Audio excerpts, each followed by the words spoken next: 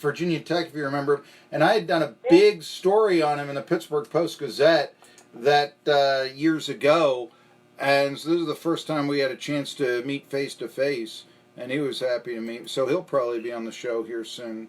So anyway, there you go. Hold on a second there. I was talking to my guest, SoCon John Hooper, about all the famous people that I had met yesterday in Winston-Salem, but none exceed SoCon John Hooper, certainly not when covering the Southern Conference. And, there's the trickle-down effect of the almost certainty that UConn is going to join the Big East, and could that open up a spot somewhere that, say, Appalachian State would take. Now, SoCon John Hooper went to Appalachian State, but it's theoretical. I think that if any they go anywhere, it'd be Georgia State. But how this affects ETSU, how this affects the Southern Conference. First, I want to go local here. Look, if Appalachian State, and I mean it's all speculation, but if they were going to join the American, and now that could happen, what does ETSU look like? I mean, they struggle for identity with Virginia Tech and Tennessee.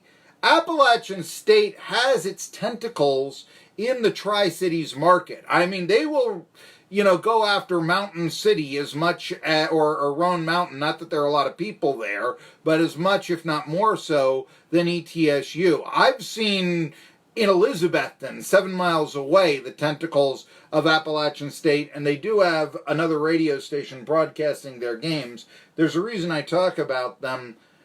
Doesn't ETSU, if Appalachian State were to go to the American, don't they look like, how small are we, and didn't we just make the worst decision of our lives when we dropped football because we'll never now catch up to Appalachian State? Isn't that sort of the sidebar, if that's the way this breaks out, in your opinion, SoCon John?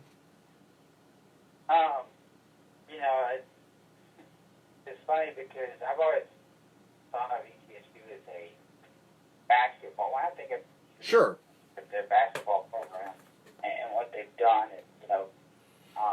really since I guess it was Madison Brooks was the head coach. Mm-hmm. But it's been way back in the day. But I think when you have to start a program over, it's like starting from 70 years behind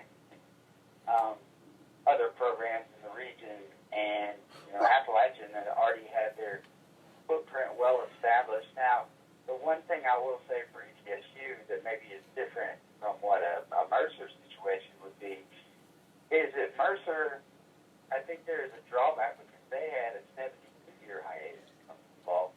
And I think another thing, but that also, there was the same type of excitement to bring a football program back, but 72 years, you sort of lose a generation of people, a disconnect. Well, yeah, but I'm not necessarily talking about football. I'm talking about, look, if this happens, sure, it doesn't help the American out that they lose UConn, but you still have Houston, you still have Memphis, you still have Wichita State, you still have a lot of good, you still have Temple, you have a lot of good basketball schools. And so what is it like when the Temple Owls come to Boone for a game, and here's ETSU saying, yay, we're playing VMI, yay, we have out of conference with Chicago State.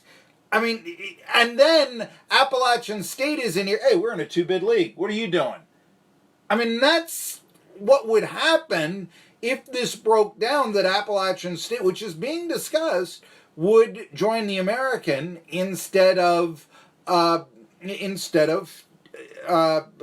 replace UConn, or instead of another school, and all that. I mean, that's what I look at here. You have ETSU, basketball school, yes, but it becomes like, wait a minute, should we go the way of Davidson and try to join a 2-bid league here? I mean, how do we do this? That's what I'm talking about, how it affects the SoCon. And I'm just curious, it seems to me that in Appalachian State, Patrick Good probably doesn't, unless his suspension really just couldn't get along with the coach, does not transfer to ETSU if they're in the American. Sunbelt, okay. American, maybe not. That's a point here. So this is, how does ETSU really try to compete with that? I mean, I think it's, first of all, App State would not take App State based on their basketball program in there. No, it would be about football, but the basketball program would certainly improve, and they'd have to improve their lot in the American. I mean, and they could make a at-large berth for the first time. And let's be honest. Okay, so the win that App State had over Michigan, Yeah. 2007, probably took their program light years ahead of what normal. That's against the norm for a mid-major program. So that put them in a national spotlight. And it doesn't happen often. But I think of another program in James Madison that beat Virginia Tech 2 years later. Mm-hmm. And they're a team that could very well make that same jump. Good point. At it from a just a completely total athletic program standpoint. Yeah, I like James Madison a lot in that regard. I'm with you. The only thing is Harrisonburg in itself is a market, and it's like 1 in 73 or 180 out of 210, and it's just like, if I'm a conference and if I'm the Sun Belt, I can't sell you a TV deal on Harrisonburg. That's the problem there. Right. And that was somewhat, they were hesitant. I think that they were sort of courted by the Sun Belt originally, and I think so too was maybe Liberty, was the other Virginia school that was sort of courted, and but they ended up taking Coastal Carolina for obvious reasons. Yeah. Because they could get Shadden Peavyhouse in, but no. You should know Shadden Peavyhouse is a baseball pitcher from Unicoi County, Tennessee. But yes, please, go ahead. Yes, anyway. Plays for... for obvious reasons, Myrtle Beach is a good place for them to... I think they've had the conference baseball tournament there at the Pelicans Stadium. So it's very nice. There's a lot of reasons that they chose Coastal Carolina, which in locale has a lot of... But Myrtle Beach is still, I mean, I'm going to guess it's part of, say, the Charleston or the Columbia market here. I haven't looked it up, but those are top 100 markets. I mean, Right, so, I mean, I can also, so well, you get this. I mean, it's not going to be like, we're getting New York City in, but we're getting something, upper half, that sort of thing. And, I mean, so that's why I would think a Sun Belt would be in. Here's, I guess, the thing. And again, it's all speculation. For all you know, like I said, I mean, 99% that UConn is going to go, but I guess there's always the 1% chance and all that. But anyway, and then does the American look for somebody else? And then who would it be? And would it be Appalachian State? Or I think a Georgia State. So here's the deal. If they got a team out of the Sun Belt, just theoretical, and even if they got it out of, say Conference USA, you'd figure, okay, then there's a trickle down and all this. Could a Southern Conference team join the Sun Belt in, say, 3 years? That's the question as did Georgia Southern and Appalachian State at the start of the decade. That's the question that I ask you. That's the trickle-down effect that I look at. I think so. I mean, it could happen that way. I think that, there were a lot of similarities, I think, when Marshall moved up. And it worked out on the short term when they were in the Mid-Americas and they moved to Conference USA. It worked out in the short term. It's kind of plateaued off a little bit. I think there's still a strong football program, but basketball's here and there. I mean, it's spotty. But, I think that in that way, I think that, and I think Marshall was just starting to get successful in football. Maybe could have waited a few more years in football before moving up. But that being said, they've kind of, I think, stabled out and kind of made a name for themselves in Conference USA.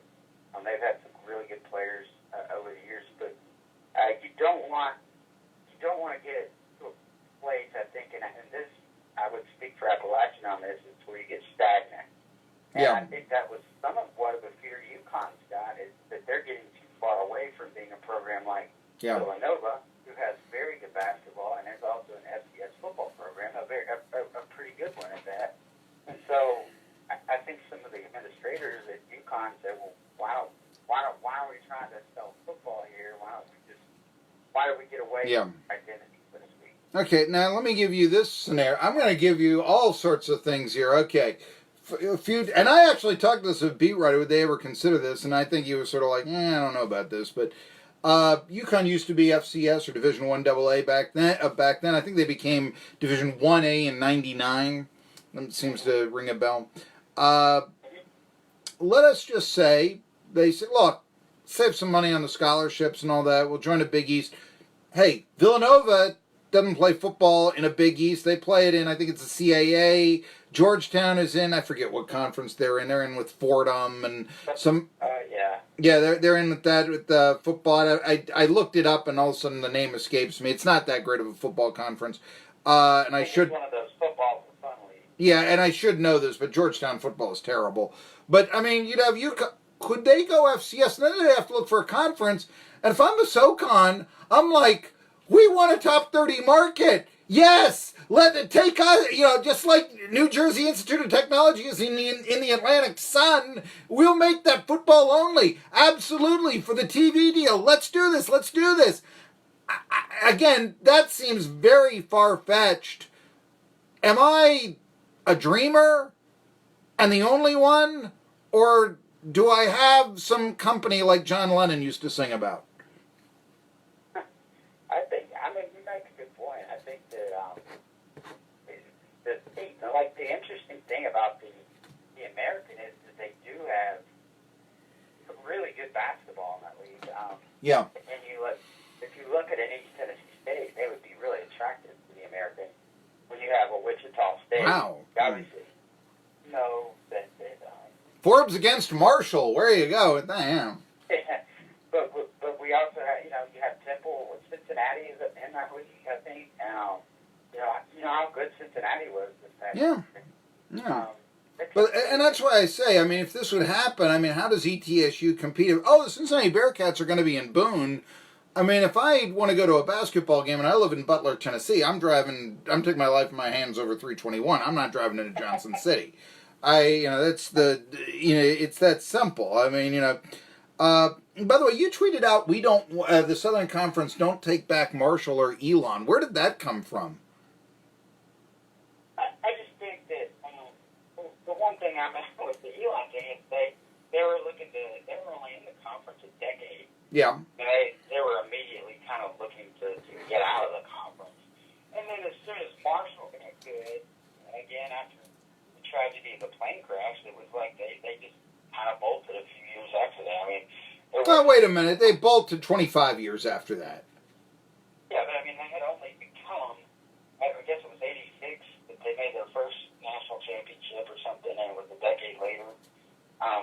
They were bad for a long time until Stan Parrish was there, got some winning records. He went to Kansas State, and then they started to get good in the late 80s, Marshall, but yeah. It was more or less just kind of joking around, but the programs that exist in the SoCon right now are, programs that have either been,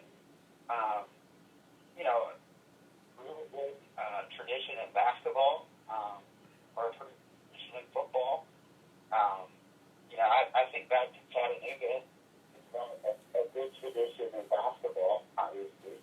And I think that, it's football, really. If you look back and just to the late 70s, early 80s, and then recently, I guess, from like 2011 to like 15, they're really good at football. They're kind of a program that can, do it in both levels. I think Marcy's coming in, but they've had good basketball. Yeah. Well, let me just say that I'm going to conclude this SoCon, John, and we've just been speculating about the move of UConn. We'll eventually get to how the football programs will do this year, but we've got 9 weeks for that, so, that was my prediction, okay? UConn goes, the American will then probably, in my opinion, I'd say Georgia State, just the TV market, straight with that, and then Sunbelt would need a team, and I would imagine they might look at someone like Jacksonville State. I honestly don't think they'd go for the SoCon, but if it was Appalachian State, that would look terrible for ETSU. Well, another thing that's interesting, you mentioned about Georgia State. The former AD at App State is now the AD at Georgia State. Yeah. So that would be kind of, you know, you look at that move for him, and that would even be better, I guess. If you get this, Yeah, I think that Georgia State, I think, to be honest with you, I think that they could, if that's what happened, if I'm a real good salesman, I can tell the American, if you take us, we'll be more popular than Georgia Tech. I actually believe you could do that. Memphis is another example. You mentioned them. They have the number one recruiting class in basketball. Yeah. And Memphis desperately wants out of the American. They want into one of those big fives, but just nobody's taking them. I mean, that's the thing. They've tried everything they can do, and it's just that the numbers aren't there, and the Big 12 didn't accept them, so they're now like, what do we do? You know, and I mean, we'll see. I think that they'll probably go. I think they'll probably go football if it's sport for the American. Like I said, because they'll still be multi-bid, and you know, so that would help Appalachian out. But I think that they go TV markets on this stuff now. If they go to Georgia State, they're getting a very good basketball program. Yeah, well, the thing is that it's going to be the largest program. It's going to be the largest university in Georgia. You know, and then you get Georgia, which is producing football players left and right. And it's just my opinion, they're not going to be 2-10 that much longer. I know that they haven't really had a lot of success on football, but I just look at them as a sleeping giant. Then again, I look at Wake Forest and can't figure out why Wake Forest doesn't win more, because it's a small enrollment, and that's a school that I would prefer to go to a school with a small enrollment than a big one. But that's just me. Yeah, so anyway, there you go with that. Let's see here. A pleasure to talk to you. And all. I mean, it's all speculation. It's just fun. But one of the reasons I get into this is... conversation. Yeah, well, I've always said the Tri-Cities needs to think more cosmopolitan. I think you do that through sports. And here you go. Mm-hmm. So there you go. Anyhow. Totally agree. So I will talk to you then. Okay? All right. All right. Bye-bye.